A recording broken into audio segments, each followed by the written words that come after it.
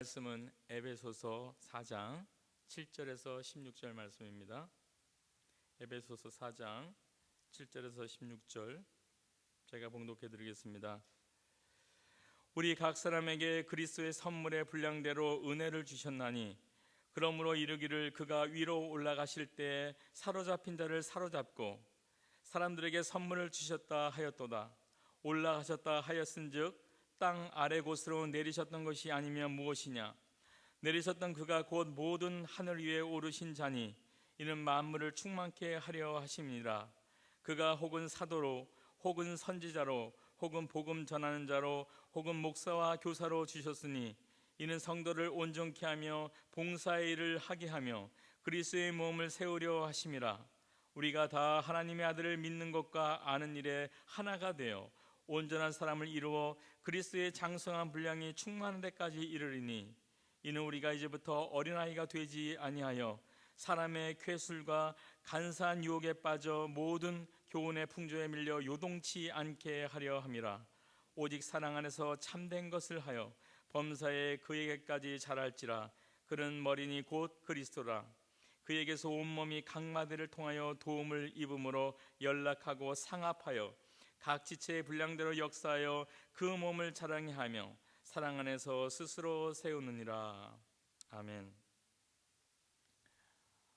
오늘 항상 이제 영어 트랜스레이트를 해드렸는데 오늘 여기 와이어가 끊어졌다 그래요. 누군가 끊어놔서 그것이 불려가 나게 됐는데 미안합니다. 예. 오늘 설교 제목은 그리스도의 장성한 분량이라는 그런 제목 가지고 함께 은혜를 나누고자 합니다. 일반적으로 사람들은 어떤 위대한 일을 해내거나 또 많은 사람들이 인정하는 큰 규모의 일을 해낼 때 위대한 사람이 된다고 생각하기 쉽습니다. 그러나 사실 그렇지 않죠. 오히려 자신의 분량, 이것이 무엇인지, 그것이 어떠한 것인지를 깨닫고 그 분량을 최대한 대로 활용하는 사람이 훌륭한 사람이라고 할 수 있습니다. 하나님께서는 모든 사람에게 허락하신 분량이 있어요. 지식이면 지식, 건강, 재산, 생각, 능력, 믿음, 사랑 등 모든 우리의 삶의 현장 속에서 하나님이 허락하신 분량들이 있다는 것이죠. 따라서 주님이 주신 자신의 이 분량이 어떠한지를 알고 그 분량대로 행하여 살 수 있다면 그가 훌륭한 사람일 것입니다. 이런 의미에서 보면 바울은 아주 훌륭한 사람이죠. 위대한 사람이에요. 고린도후서 10장 13절 15절을 보면 이렇게 되었습니다. 우리는 분량밖에 자랑을 하지 않고 오직 하나님이 우리에게 분량으로 나눠주신 그 분량의 한계를 따라 하노니 곧 너희에게 이른 것이라. 우리는 남의 수고를 가지고 분량밖에 자랑을 하는 것이 아니라 오직 너희 믿음이 더할수록 우리의 한계를 따라 너희 가운데서 더욱 위대하여지기를 바라노라 하고 모든 일을 분량 안에서 했다고 이렇게 이야기하고 있습니다. 마태복음 25장에도 달란트의 비유가 있죠. 어떤 자에게는 5달란트, 어떤 자에게는 2달란트, 어떤 분한테는 1달란트를 주셨어요. 우리가 어떻게 보면은 주인이 감정이 있어서 그런 거 아닌가 라는 생각을 하고 올 수 있지만 그렇지 않아요. 감정이 아니고 철저하게 주인은 그 사람을 잘 알았기 때문에 그 사람의 분량에 맞는 그런 달란트를 준 것이죠. 야곱이 자기 12자식한테 축복해 줄 때 어떻게 했습니까? 창세기 49장 28절을 보면 이렇게 되어 있어요. 그들은 이스라엘의 12지파라 이와 같이 그 아비가 그들에게 말하고 그들에게 축복하였으되 곧 그들 각인의 분량대로 축복하였더라 이렇게 되었어요. 야곱이 자신의 자식들에게 12지파가 될 그들에게 축복을 할 때도 분량대로 했다는 것이에요. 하늘의 하나님께서도 틀림없이 우리에게 분량대로 주는 축복을 주실 거예요. 오늘 본문에는 분량이라는 표현이 3군데 나와요. 7절, 13절, 16절에 나옵니다.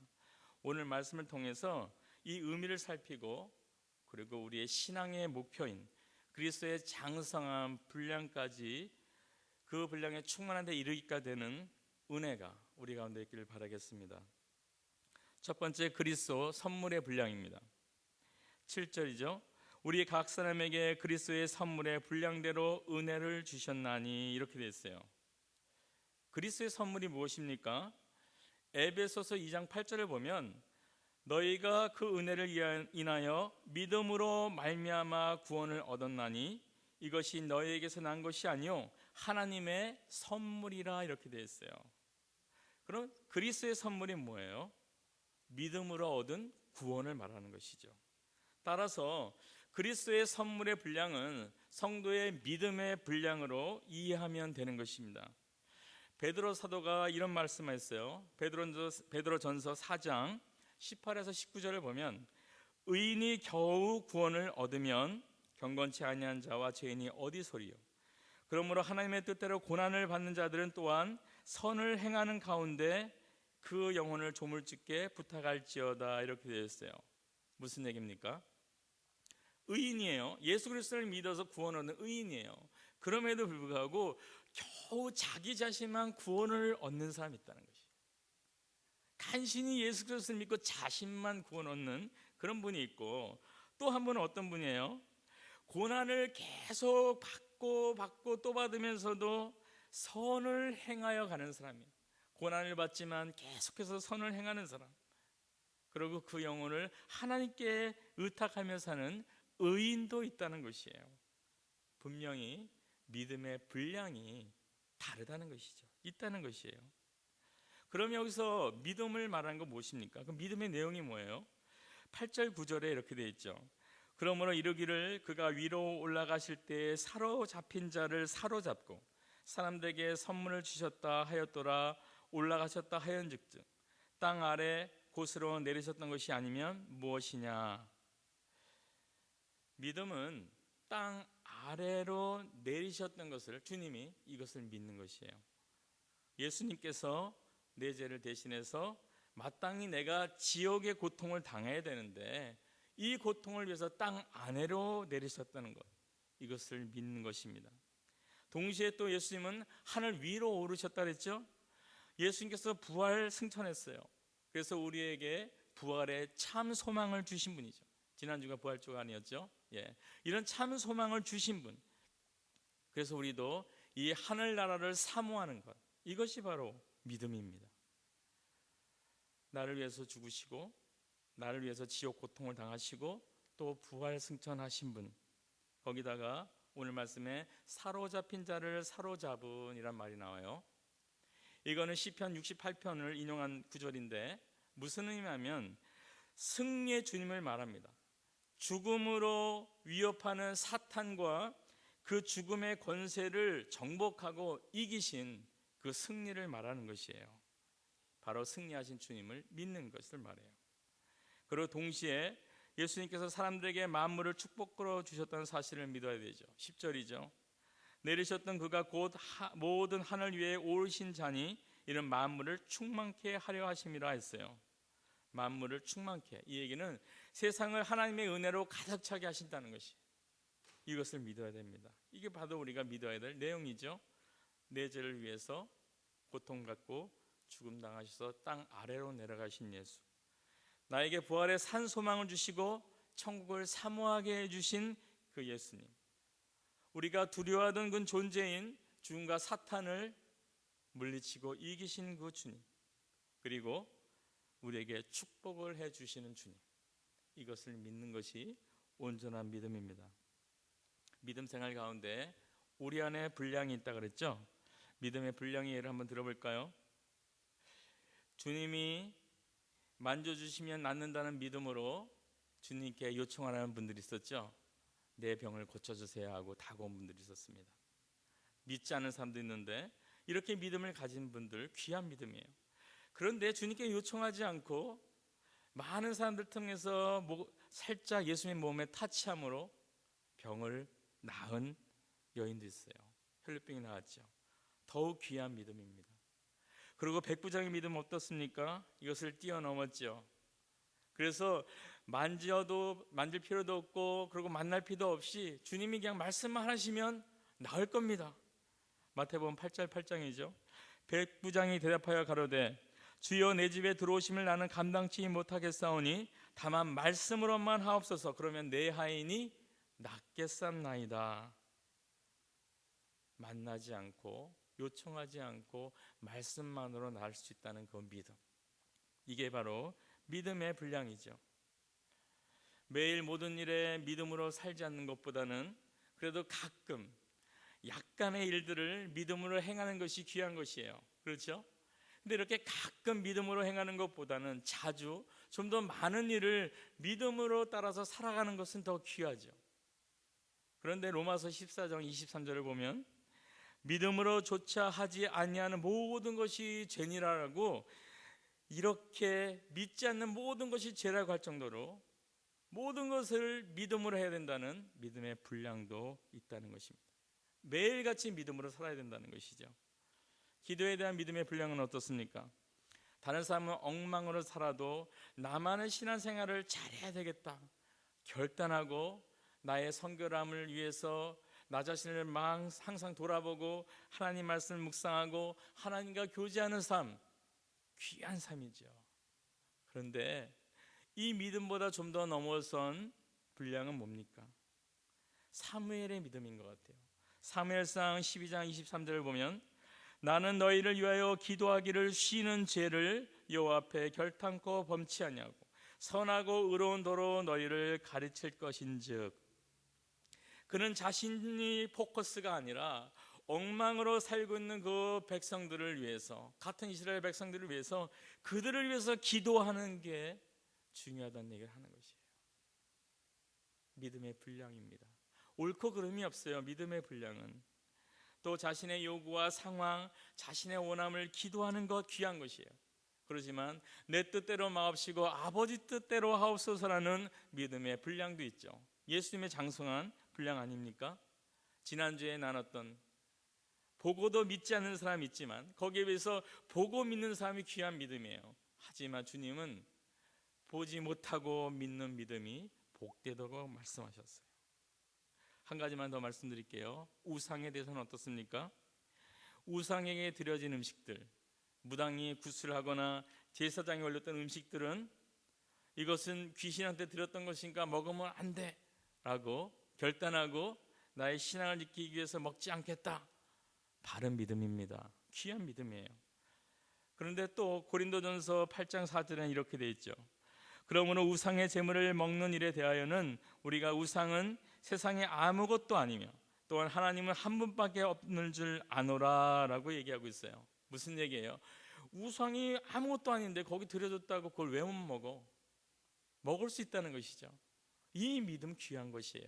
그런데 여기에 대해서 바울이 권면한 건 뭐였냐면 고린도전서 8장 9절에 너희 자유함이 약한 자에게 거치는 것이 되지 않도록 조심하라고 권면해요. 무슨 얘기예요? 그래, 너희가 그런 믿음이 있어서 먹은 것 좋지만 그 먹는 것을 연약한 믿음을 갖고 있는 사람이 보면 시험에 들기 때문에 차라리 안 먹는 게 좋지 않겠냐는 권면입니다. 13절의 고백이죠. 그러므로 만일 식물이 내 형제로 실족케 하면 나는 영원히 고기를 먹지 아니하며 내 형제를 실족치 않게 하리라. 형제의 믿음을 위해서 내가 고기도 먹지 않겠다는 바울의 결단입니다.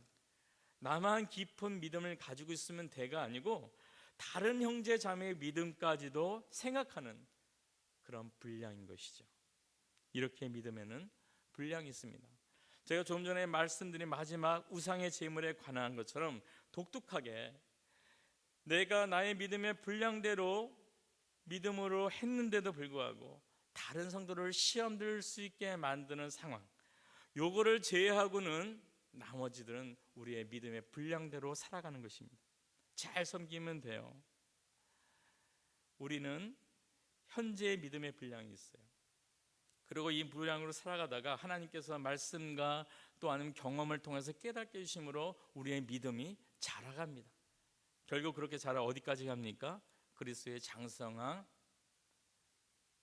충만한 그 상태까지 자라가는 것이에요. 우리가 이 믿음의 분량을 생각할 때 잊어서는 안 되는 말씀이, 중요한 말씀이 있어요. 로마서 12장 3절입니다. 내게 주신 은혜로 말미암아 너희 중 각 사람에게 말하노니 마땅히 생각할 그 이상의 생각을 품지 말고 오직 하나님께서 각 사람에게 나눠주신 믿음의 분량대로 지혜롭게 생각하라, 이렇게 되어 있어요. 여기서 마땅히 생각할 그 이상의 생각을 품지 말라, 이 의미는 뭐냐면 교만함을 버리라는 것이에요. 지금의 내 믿음의 분량이 다라고 생각하지 말라는 것이죠. 나보다 연약한 사람이 있을 수 있고 나의 믿음의 분량보다 훨씬 큰 사람이 있을 수 있기 때문에 내가 맞다는 생각을 갖지 말라는 것이에요. 내 생각이 옳고 다른 생각은 틀리다, 내가 생각하는 그 믿음의 스타일이 맞고 내 신앙의 생활 방식이 옳으니까 나한테 맞춰라라는 생각을 버려야 된다는 것을 말하는 것입니다.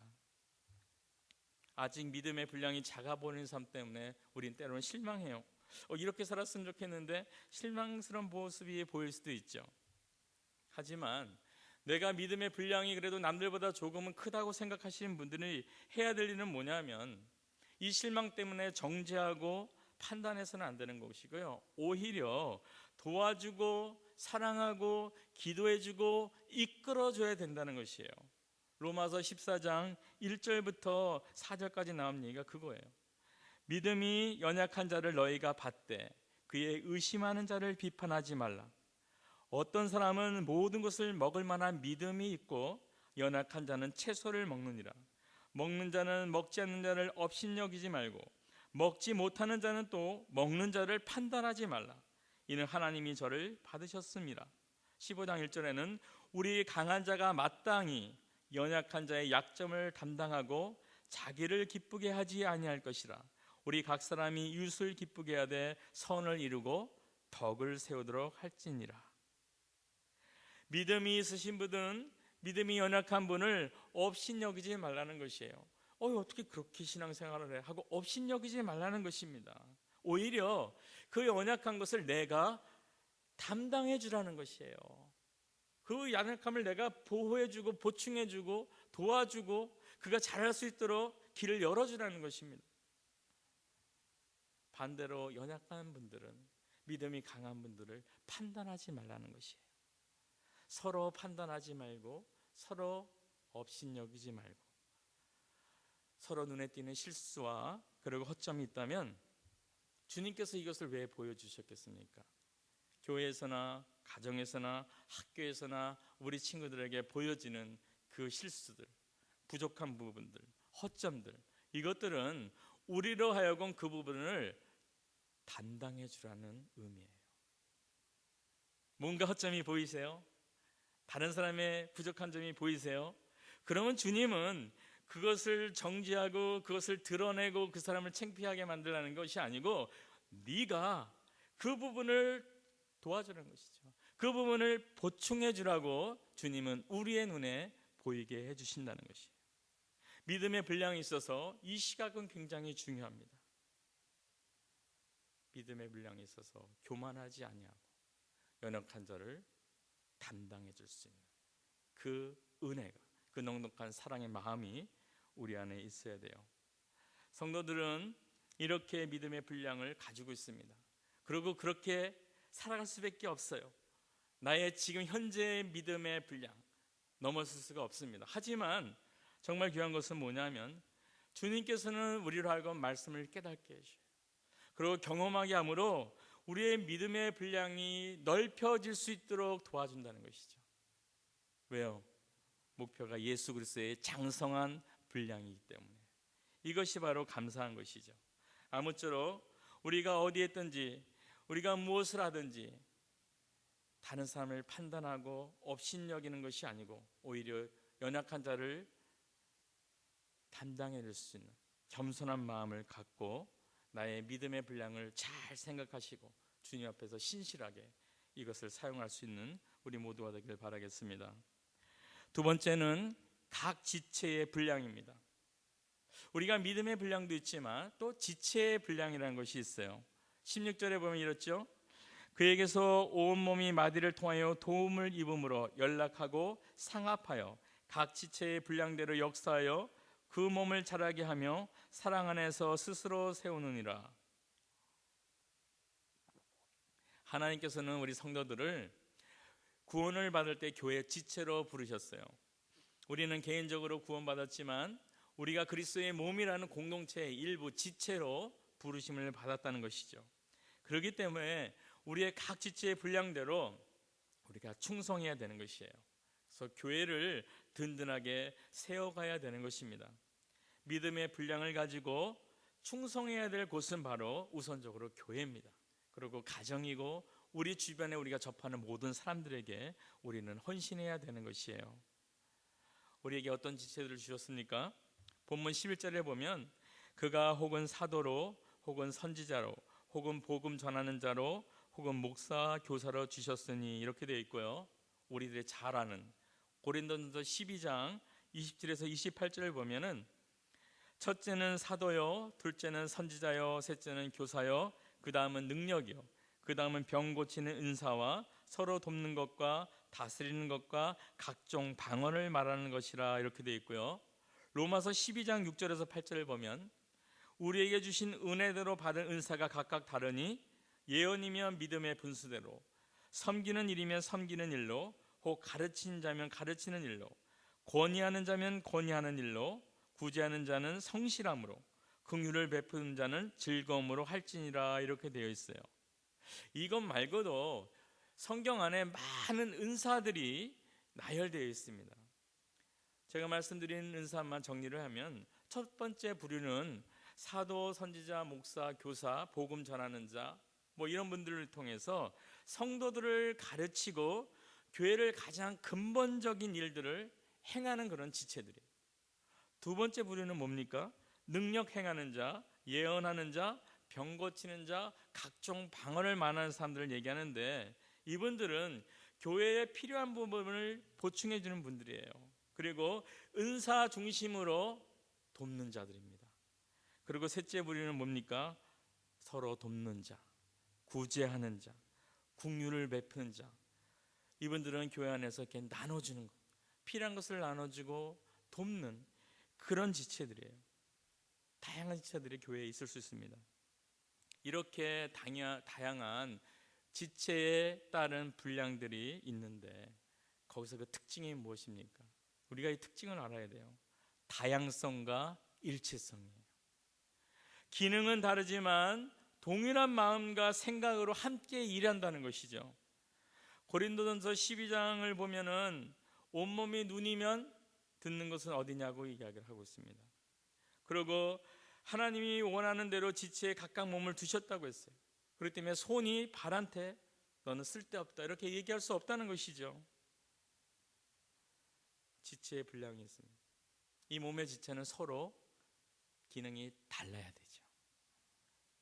서로 달아야 돼요. 다르기 때문에 보완해 줄 수 있는 것입니다. 그런데 우리는 같기를 항상 원해요. 동일하길 원합니다. 발과 손의 그 기능은 달라요. 그런데 발이 손한테 너는 이렇게 손가락을 오므리고 잘 땅을 밟으면 걸을 수 있어. 이렇게 훈련을 시킵니다. 그래서 물구나무 쓸 수 있도록 만들었어요. 잘 걸어 다닙니다. 그런데 걷게 되는 건 좋지만 손의 기능을 할 시간이 없는 거잖아요. 걷기에 바빠서. 그러면 손의 기능은 발이 합니까? 떠 있으니까? 발이 또 그럼 열심히 훈련해서 손처럼 사용할 수 있게 된다고 해요. 얼마나 힘들겠습니까? 아마 3-4배는 시간과 그러고 에너지를 투자해야지 발이 손처럼 기능할 수 있을 거예요. 왜 그렇게 합니까? 손은 손처럼 사용하면 되고 발은 발처럼 사용하면 돼요. 모두가 손도 발이 돼야 되고 귀도 발이 돼야 되고 눈도 발이 돼야 되도록 강요한다면 너무나 힘든 일밖에 없는 것이죠. 손이 손으로 개발될 수 있도록 우리는 도울 수 있어야 돼요. 귀는 귀로, 눈은 눈으로 사용될 수 있도록 우리는 서로를 인정해주고 도울 수 있어야 돼요. 다른 것을 인정해 줘야 된다는 것이죠. 이것이 그리스도의 지체로의 교회의 모습이에요. 서로 돕고 연합하는 것이죠. 엄지손가락이 한만 중요하다고 해도 혼자서는 아무것도 못해요. 하는 게 많지 않습니다. 컵 하나 들려도 혼자서는 안 돼요. 엎어지죠. 검지손가락 하나가 좀 더 편하겠죠. 중지, 약지, 앵기까지 다 사용한다면 좀 더 편해질 거예요. 좀 더 할 일이 더 많아질 수 있는 것입니다. 이렇게 돕기 위한 모임이 바로 교회예요. 다르기 때문에 서로 보완해서 도와가는 것입니다. 25절에 보면 몸 가운데 분쟁이 없고 오직 여러 지체가 서로 같이하여 돌아보게 하셨으니 만일 한 지체가 고통을 받으면 모든 지체도 함께 고통을 받고 한 지체가 영광을 얻으면 모든 지체도 함께 즐거워하나니, 이렇게 되어 있어요. 분쟁이 없어야 되는 것입니다. 그리고 서로 돌아보라 하셨기 때문에 돌아봐요. 우리는 그리스도의 한 몸이고 한 지체가 영광을 받으면 우리 몸 전체가 영광을 받기 때문입니다. 우리가 스스로 인정하든지 인정하지 않든지 성도라면은 모든 지체의 한 부분이에요. 그렇기 때문에 내가 누구인지 어떤 지체로 있는지를 잘 생각하시고 그 지체로서의 할 일을 충성되게 해나갈 때 하나님의 그 은혜가 있는 것입니다. 이렇게 지체를 세워서 그럼 하는 그 목적이 뭡니까? 12절을 보면은 이는 성도를 온전케 하며 봉사의 일을 하게 하며 그리스도의 몸을 세우려 하심이라, 이렇게 되어 있어요. 무슨 얘기예요? 성도들을 온전케 해주게, 서로 온전하게 하기 위해서, 그리고 서로 봉사하기 위해서 이런 지체들을 세웠다는 것이에요. 지체된 내가 교회를 온전히 세울 수 있다는 것입니다. 우리에게 맡겨진 이 지체의 분량을 외면한다면 그 일을 할 수가 없는 것이에요. 아니면 다른 사람이 해야 하기 때문에 너무나 힘든 것이죠. 발이 할 일을 손이 한다면 아까 말씀드렸죠. 너무 힘든 일이에요. 귀가 해야 될 일을 눈이 해야 된다면 절망스러울 것입니다. 그렇기 때문에 우리 모두가 봉사하고 충성할 수 있는 마음을 가져야 돼요. 이럴 때 교회가 온전해질 수 있는 것입니다. 이렇게 지체의 분량대로 이럴 때 그 원동력은 사랑이에요.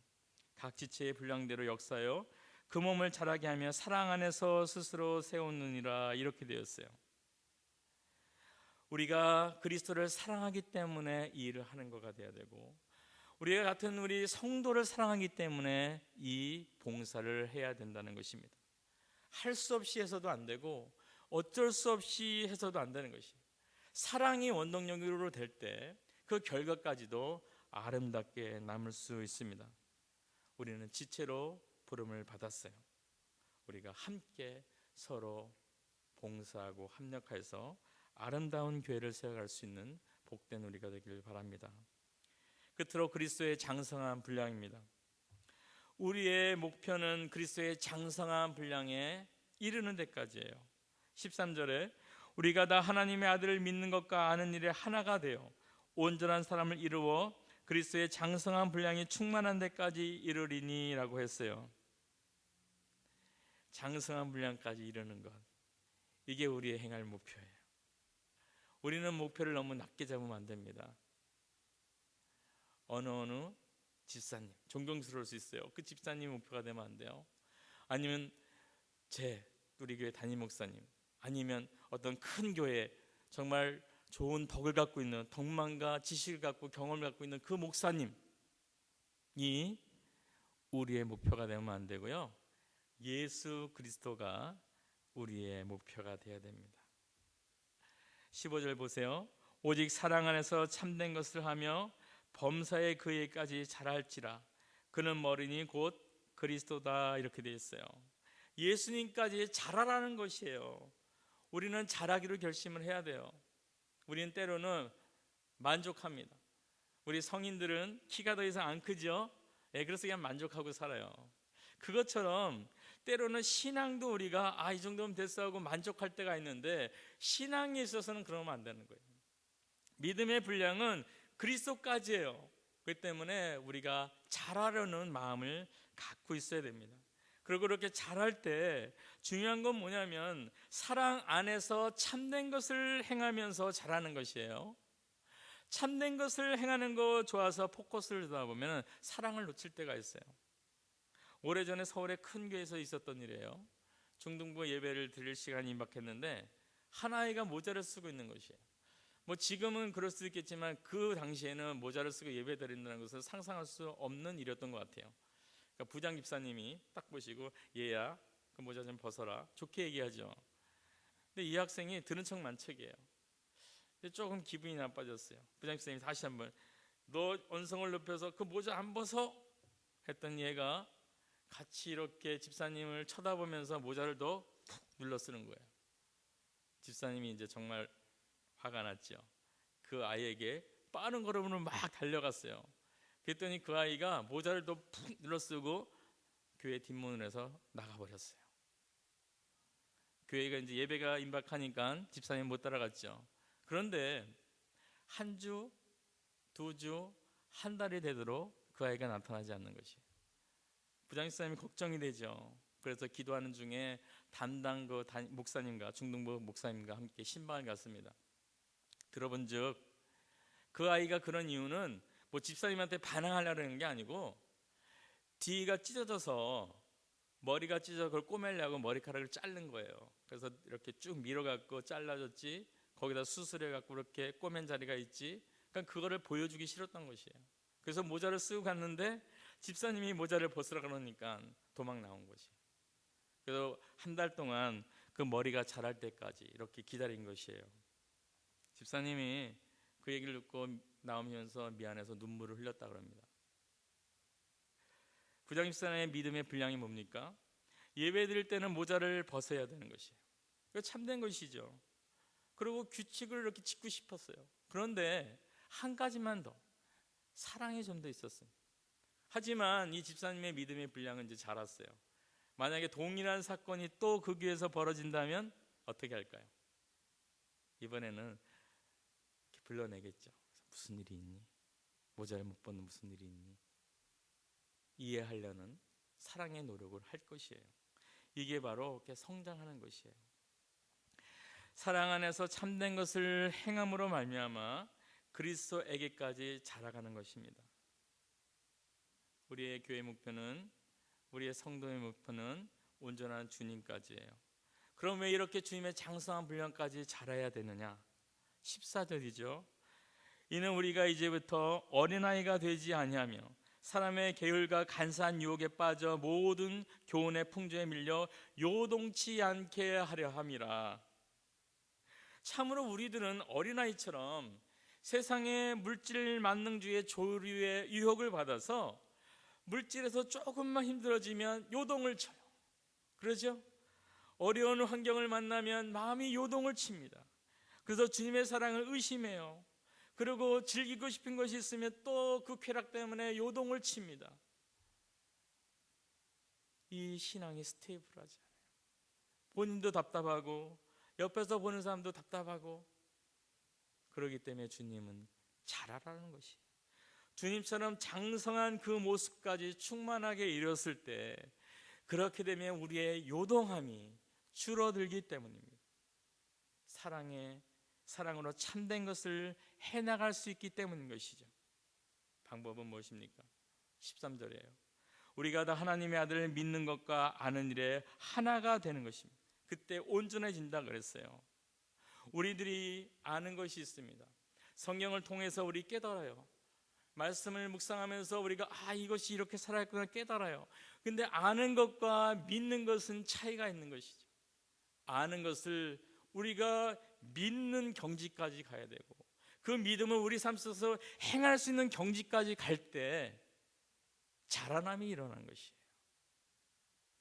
그리고 우리의 믿음의 분량이 확장되고 그리스도의 그 충만한 단계까지 성장할 수 있다는 것입니다.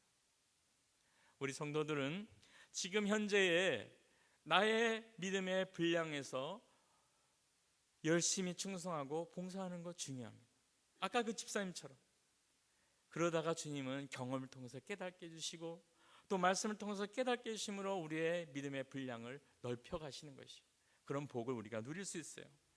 우리가 미래의 것을 걱정하지 마세요. 지금 현재 나의 믿음의 분량대로 헌신하고 충성하면 되는 것입니다. 그때 주님의 도움으로 우리가 점점 그리스도의 장성한 분량까지 자랄 수 있는 것입니다. 말씀을 정리합니다. 우리에게 주신 믿음의 분량이 있습니다. 현재 믿음의 분량대로 우리가 생각하고 헌신하고 봉사하면 돼요. 두 번째, 우리에게 주신 지체의 분량이 있죠. 내 위치가 무엇이고 내가 할 수 있는 그 기능이 무엇인지를 기억하고 주님 앞에, 교회 앞에 헌신하는 모두가 되길 바랍니다. 셋째로, 우리에게 목표로 주신 것은 그리스도의 장성한 분량이라는 것을 기억하고 자라기를 소원하길 바라요. 지금 내가 갖고 있는 현재 믿음의 분량으로 열심히 헌신하고 봉사함으로 주님께 주신 은혜로 그리스도까지 자라는 그런 기쁨을 누릴 수 있는 우리 모두가 되길 바라겠습니다. 우리 함께 기도합니다. 하나님 감사합니다. 우리에게 각기 다른 믿음의 분량이 있다는 것을 알았습니다. 하나님, 우리가 현재 이 믿음의 분량 안에서 열심히 충성하며 지혜를 힘쓸 수 있는 우리 모두가 될 수 있도록 도와주시옵소서. 그러므로 그 가운데서 말씀을 통하여서 또 깨달음을 통하여서 우리의 믿음의 분량이 그리스도의 장성한 분량까지 키워가시는 그 하나님의 은혜를 경험하게 하여 주셔서 우리의 삶 가운데 진정으로 예수 그리스도의 장성한 믿음 안에서 세상 일에 요동치 않고 굳건한 믿음으로 기쁨으로 살아갈 수 있는 그런 은혜를 부어주시옵소서. 하나님 또한 우리에게 주신 그 교회 안에서의 분량을 기억하고 우리들이 무슨 지체로서 어떤 역할을 할지를 기억하며 항상 주의 나라 확장을 해서 열심으로 헌신하고 봉사함으로 주님을 기쁘게 하고 많은 영혼을 주께로 이끌어올 수 있는 우리 모든 귀한 성도 한 분 한 분이 될 수 있도록 하나님 우리를 붙잡아 주시옵소서. 우리 주 예수님의 이름으로 기도드립니다. 아멘.